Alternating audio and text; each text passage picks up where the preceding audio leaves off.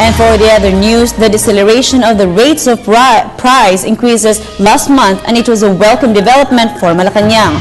The palace attributed this to good governance. It was the lowest among the Southeast Asian countries, and here's Ricky Ignacio with the added details.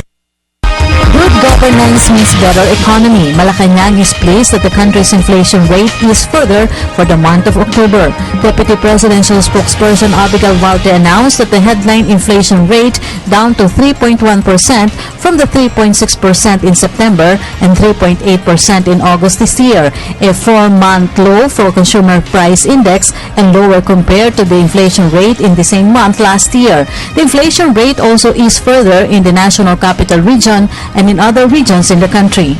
Marks a 4-month low for the consumer price index and markedly lower compared to the inflation rate in the same month last year, which stood at 5.2%. The National Statistics Office attributes the slowdown to the deceleration, and I quote, "The deceleration in the annual increases recorded in the heavily weighted food and non-alcoholic beverages index and recreation and culture index." End of the quote. Meanwhile, annual inflation in the National Capital Region improved to 2.9% in October from 3.5% in September. 10 regions have also registered slower annual rates. The Philippines also registered the lowest inflation rate among Southeast Asian nations. Yusek Valte said October's inflation rate is well within the range of 3 to 5% as set under the Philippine Development Plan for 2011-2016.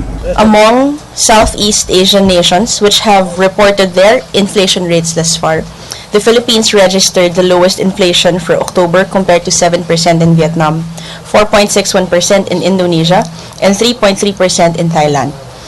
October's inflation rate is well within the range of 3 to 5% as set in the Philippine Development Plan for 2011-2016 and comes at the heels of upbeat consumer confidence and another all-time high in the Philippine Stock Exchange Index.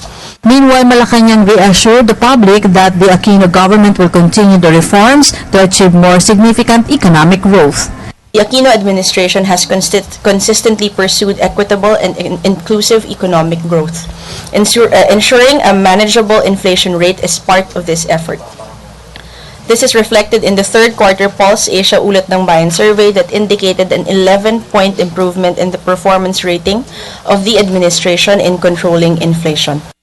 We have always maintained that good governance results in good economics. The effects of our reforms have already manifested in the lives of our countrymen. This is reflected in the exceptional public trust, satisfaction, and support for the President and his administration. For the People's Television, Ricky Ignacio.